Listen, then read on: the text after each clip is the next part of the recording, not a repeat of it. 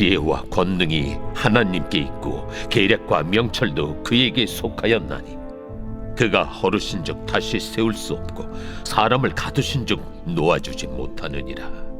그가 물을 막으신즉 곧 마르고 물을 보내신즉 곧 땅을 뒤집나니 능력과 지혜가 그에게 있고 속은 자와 속이는 자가 다 그에게 속하였으므로 모사를 벌거벗겨 끌어가시며 재판장을 어리석은 자가 되게 하시며 왕들이 맨 것을 풀어 그들의 허리를 동이시며 제사장들을 벌거벗겨 끌어가시고 권력이 있는 자를 넘어뜨리시며 충성된 사람들의 말을 물리치시며 늙은 자들의 판단을 빼앗으시며 귀인들에게 멸시를 쏟으시며 강한 자의 띠를 푸시며 어두운 가운데에서 은밀한 것을 드러내시며 죽음의 그날을 광명한 대로 나오게 하시며 민족들을 커지게도 하시고 다시 멸하기도 하시며 민족들을 널리 퍼지게도 하시고 다시 끌려가게도 하시며 만민의 우두머리들의 총명을 빼앗으시고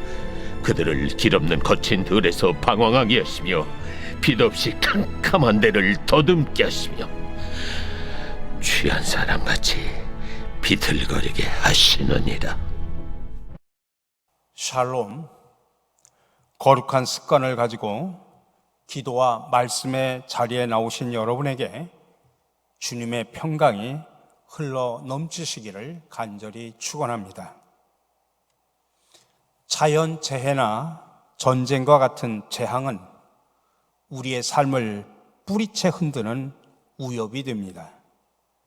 근데 그 모든 것은 궁극적으로 하나님의 주권 아래 있다는 사실을 기억하시기 바랍니다. 오늘 욥의 진술 속에서 하나님의 주권을 깨닫고 평안한 삶을 위해 인간이 할 수 있는 최선이 무엇인지를 깨닫는 지혜를 얻기를 간절히 바랍니다. 욥은 하나님이 물을 막으시면 물이 마르고 물을 보내시면 땅을 뒤집는다고 하면서 자연 만물에 대한 창조주의 주권을 선언합니다. 이 땅의 모든 생명은 물이 없으면 살 수 없습니다. 하나님이 비를 내려주셔야만 땅이 열매를 맺을 수 있습니다. 하나님이 하늘을 막으시고 비를 내려주시지 않으면 땅의 모든 생명은 죽을 수밖에 없습니다. 하나님은 이스라엘 백성에게 그들이 하나님과 맺은 언약을 신실하게 지키면 이른 비와 늦은 비를 내려주시겠다고 약속을 하셨습니다.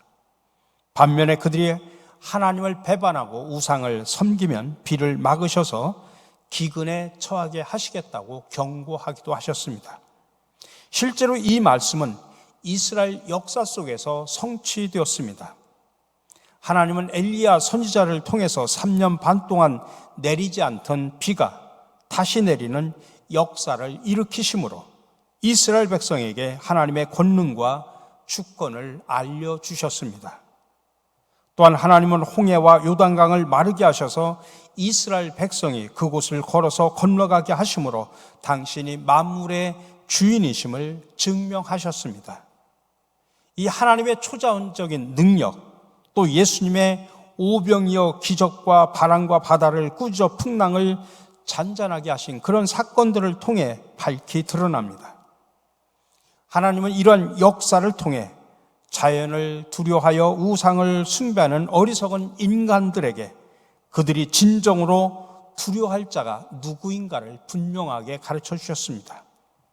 따라서 우리 성도들은 이해할 수 없는 현실 속에서도 하나님이 온 세상을 다스림을 의심하지 말고 하나님의 역사를 기대하며 인내하며 살아야 됩니다.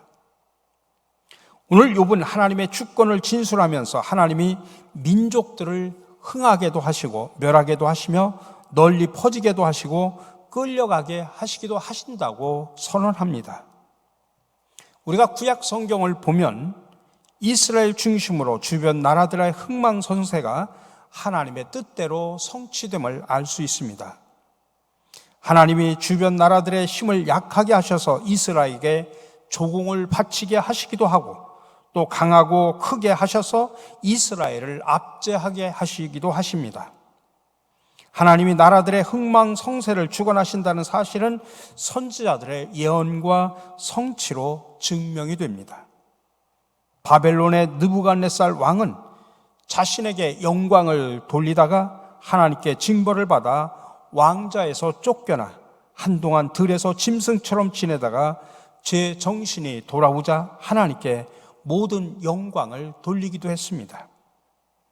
그의 아들 벨사살 왕은 하나님 앞에 방자하게 행하다가 하나님의 심판 예고를 받고 그날 그 나라의 멸망을 지켜봐야만 했습니다. 그러나 페르시아의 왕 고레스는 하나님의 도구로 쓰임받아 이스라엘 백성을 해방시키고 예루살렘으로 돌아가 성전을 재건할 것을 명령했습니다. 그래서 사도 바울은 세상의 모든 권세가 하나님께로 나지 않음이 없다고 말하면서 성도가 세상의 권세에도 복종해야 된다고 권고를 합니다. 예수 그리스도께서 재림하실 때 세상의 모든 권세가 그분께 돌아가고 영원한 하나님 나라가 세워질 것입니다. 그러므로 성도는 영원한 하나님 나라를 소망하는 가운데 모든 것에 흥망성쇠를 주관하시는 하나님을 신뢰해야 합니다. 우리 사랑하는 성도 여러분, 전쟁과 기근과 같은 재앙이 끊이지 않는 세상에는 우리가 납득할 수 없는 일들이 많이 일어납니다. 그래서 하나님이 온 세상을 주관하시는데 왜 이런 일이 일어날까 의문이 생기기도 합니다. 그럼에도 하나님이 세상을 주관하신다고 하는 진리는 변함이 없다는 사실을 기억하시기 바랍니다.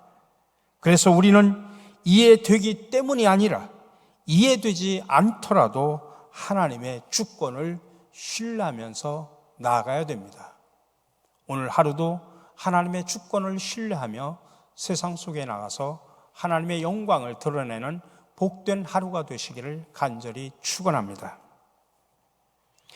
사랑의 주님, 역사의 흥망성쇠, 자연의 재앙 속에서 역사를 이끌어 가시는 하나님의 주권을 신뢰하고 찬양하게 하여 주시옵소서. 오늘도 저희들을 깨워 기도하게 하시고 또 말씀을 묵상하게 하시고 또 세상에 나가 그리스도인으로 살아가게 하시니 참으로 감사드립니다. 우리가 예수를 닮은 신앙과 인격을 가지고 많은 사람들에게 그리스도의 향기를 드러내는 복된 하루가 되게 하여 주시옵소서. 한 주간 동안 주님 앞에 기도하며 깨어 있었던 저희들, 이 기도와 말씀 묵상이 우리의 거룩한 습관이 되게 하여 주시옵소서. 그래서 늘 믿음으로 승리하는 삶을 살아가는 저희들이 되게 하여 주시옵소서. 이 모든 말씀 예수 그리스도의 이름으로 기도드립니다. 아멘. 오늘 새벽에도 여러분들 각자의 기도의 제목을 가지고 이 자리에 나오셨습니다. 여러분, 하나님 앞에 여러분들의 무거운 짐, 여러분의 많은 아픔들 아뢰시기를 바랍니다. 그리고 여러분들의 비전과 소원을 하나님 앞에 아뢰시기를 바랍니다. 각자의 기도의 제목을 가지고 기도하시면서 자유스럽게 마무리하시고 돌아가시기를 간절히 바랍니다. 함께 기도하겠습니다.